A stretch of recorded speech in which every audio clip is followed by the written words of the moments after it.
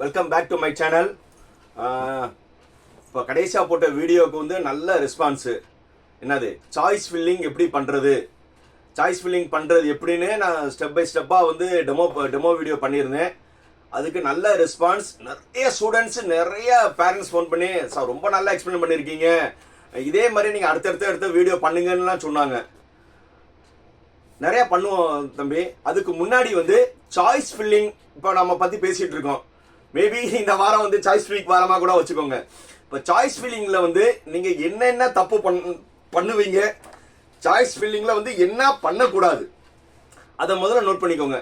Choice filling தான் வந்து நீங்கள் எந்த காலேஜில் என்ன பிரான்ச் எடுக்க போகிறீங்கன்னு டிசைட் பண்ண போகுது. அதுக்கு முன்னாடி வந்து நீங்கள் முதல்ல ஹோம்ஒர்க் பண்ணணும் தம்பி. ஹோம்ஒர்க்னா என்னது, நம்ம ஏற்கனவே ஒரு ஷீட்டில் வந்து நீங்கள் serial number, college code, college name, branch, அப்புறம் ரீஆர்டர்னு சொன்னோம். அது எல்லாமே வந்து நீங்கள் பென்சிலில் பண்ணுங்கன்னு சொல்லியிருக்கேன். பென்சிலில் பண்ணி அப்புறம் பார்த்துட்டு அந்த ரீஆர்டரில் வந்து ஒன்று ரேண்டமாக வந்து நீங்கள் நம்பர் மாற்றணும்னா அந்த ரீஆர்டரில் நம்பர் மாற்றிட்டு மேக்ஸிமம் பென்சில் பண்ணுங்க, கூட ரப்பர் வச்சுக்கோங்க.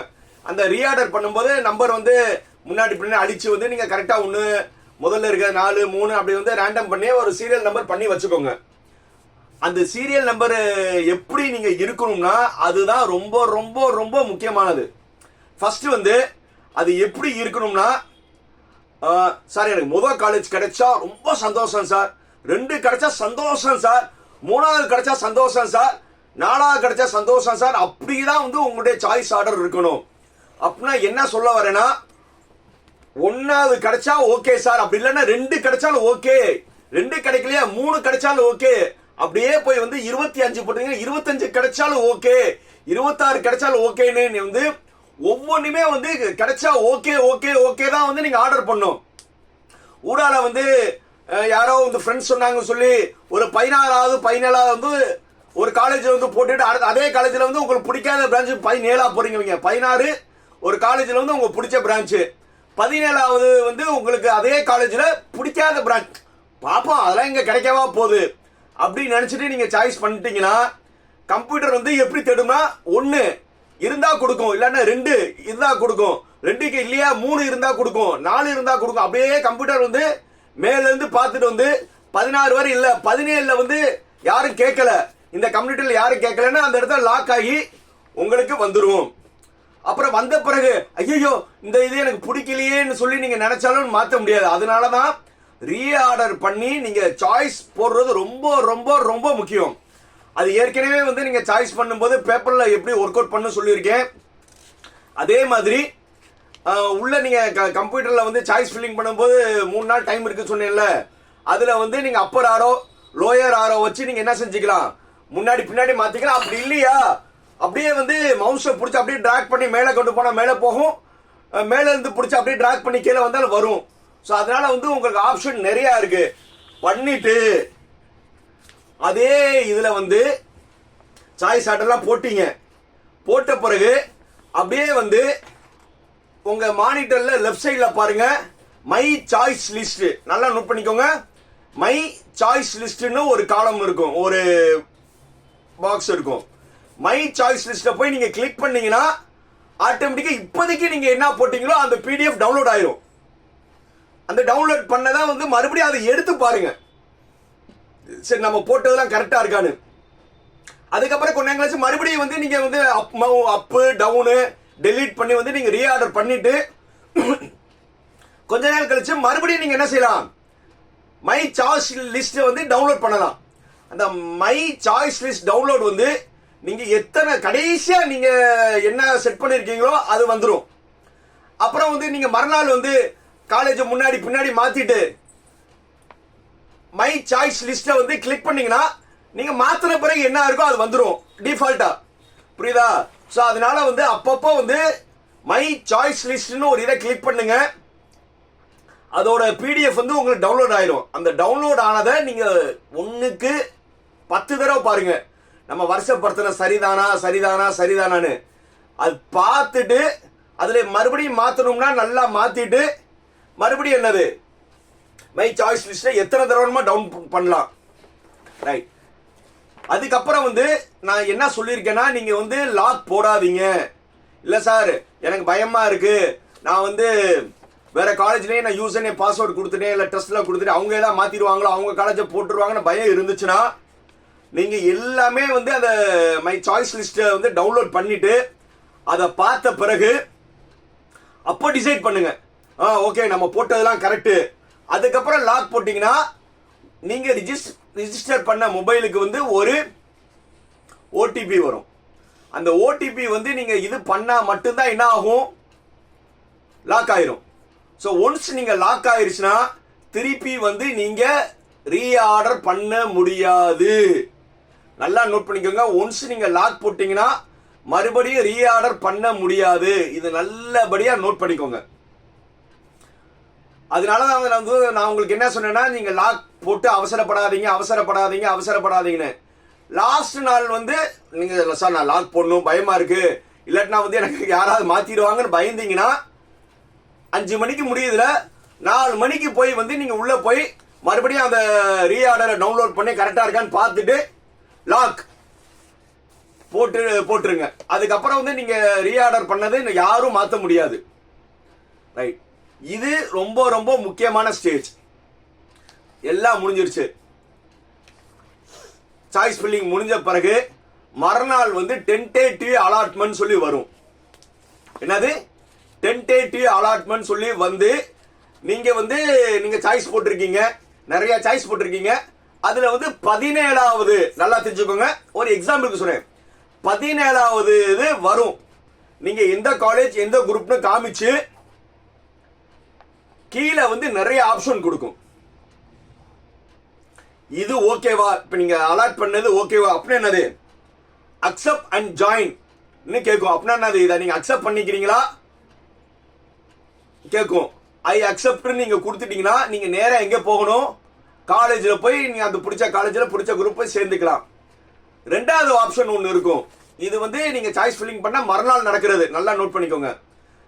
இதுக்கான டவுட் சார் இது எனக்கு புரியலைன்னா ஒரு வீடியோ நான் போட்டிருக்கேன், அந்த வீடியோ டிஸ்கிரிப்ஷன்ல போடுறேன். Counselling process step by step. அட கவுன்சிலிங்ல சீட் எடுக்கிறது இவ்வளவு ஈஸியா அப்படின்னு தம்ப்நெயில் இருக்கும். என்னது, அட கவுன்சிலிங்ல சீட் எடுக்கிறது இவ்வளவு ஈஸியா, கவுன்சிலிங் ப்ராசஸ் ஸ்டெப் பை ஸ்டெப்னு இருக்கும். அந்த வீடியோவை வந்து இந்த வீடியோ பார்க்குறவங்க அப்படியே அந்த வீடியோ போய் பாருங்க. புரியுதா? முதல்ல சாய்ஸ் ஃபில்லிங் எப்படின்னு அந்த வீடியோ வந்து ஏற்கனவே நீங்க இதுக்கு முன்னாடி வீடியோ பார்த்துருப்பீங்க, எப்படி சாய்ஸ் ஃபில்லிங் பண்ணணும்னு.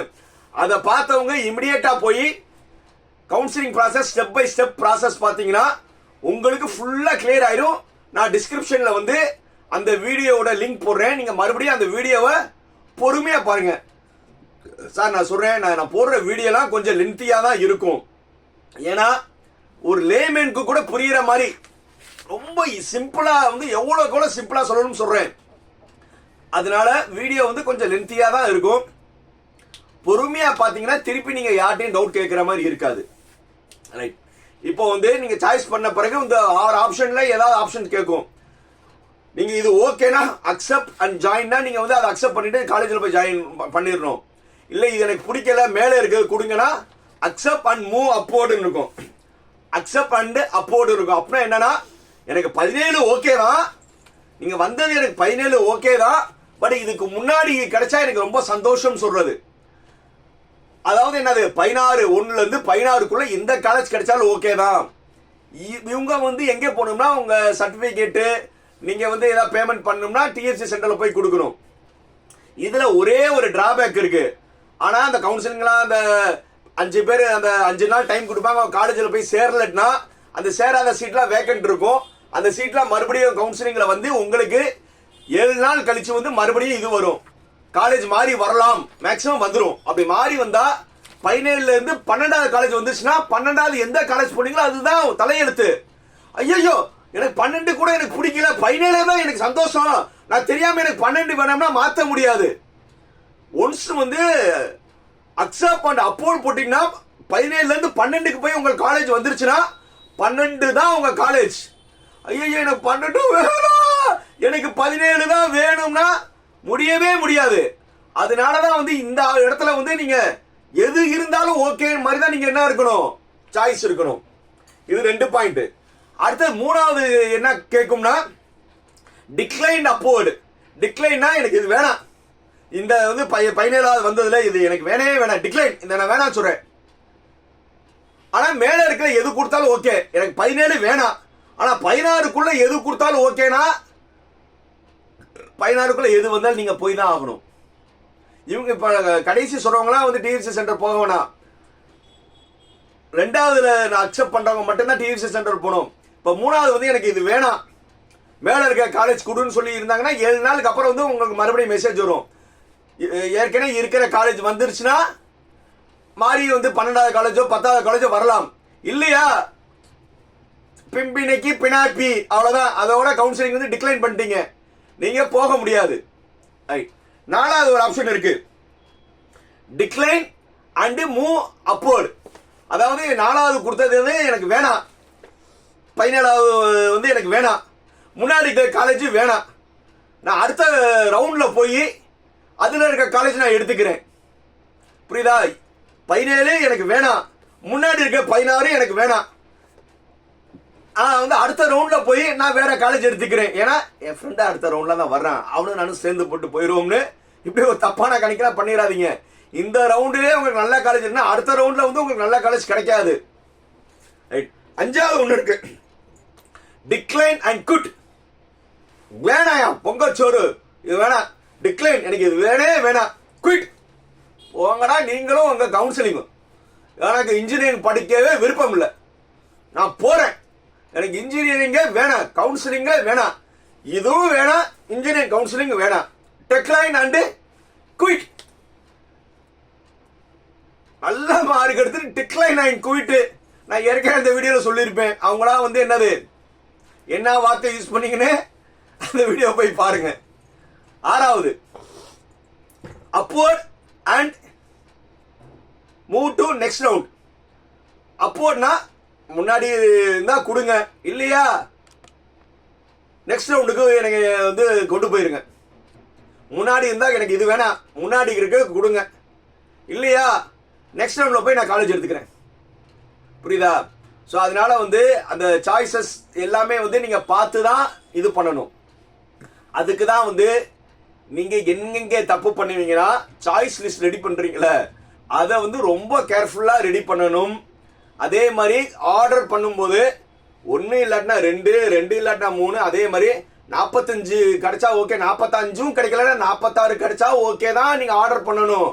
ஊடால வந்து அரை மனசா எதுவும் காலேஜ் போட்டுறக்கூடாது. புரியுதா?